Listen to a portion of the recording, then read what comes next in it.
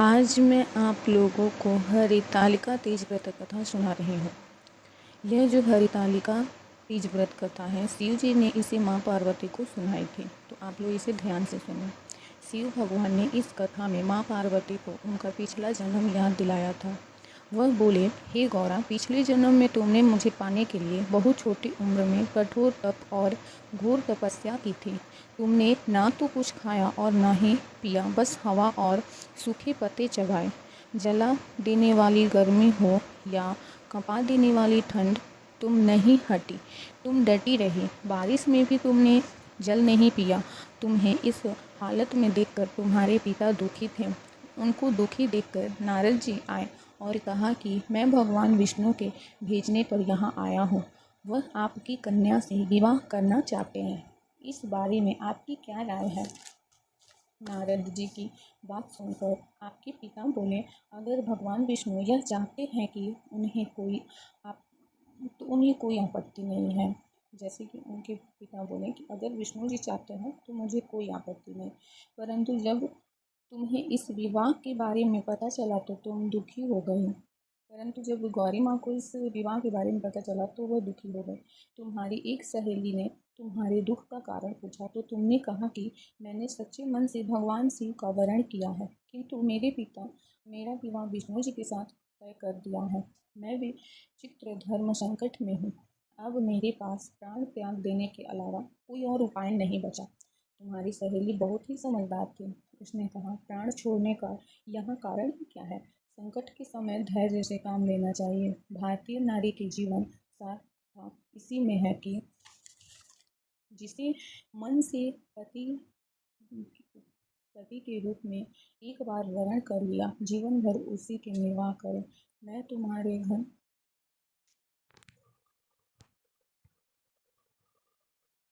तुम्हें घनघोर वन में ले चलती हूँ, जो साधना स्थल भी है और जहाँ तुम्हारे पिता तुम्हें खोज भी नहीं पाएंगे।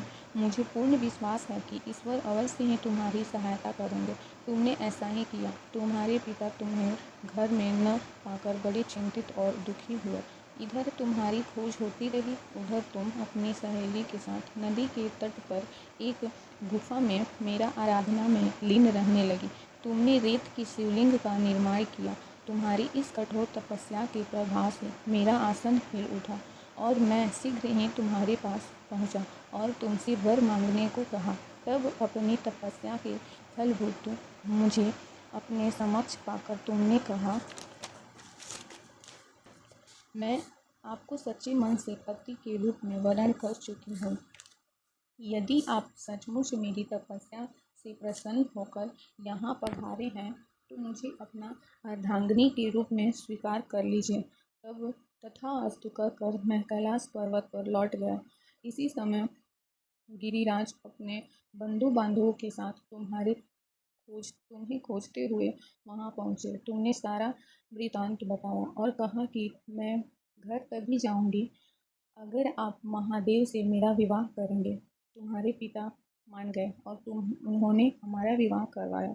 इस व्रत का महत्व यह है कि मैं इस व्रत को पूर्ण निष्ठा से करने वाली प्रत्येक स्त्री को मनवांछित फल देता हूँ।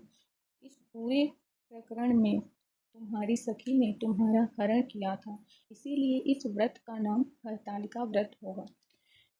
इस व्रत से जुड़ी एक मान्यता यह भी है कि इस व्रत को करने वाली स्त्रियां पार्वती जी के समान ही सुखपूर्वक पति रमण करके शिवलोक को जाती है। बोलो भोलेनाथ जी की जय, गौरी मैया की जय। इस तरह से हरतालिका तीज व्रत कथा समाप्त हुआ।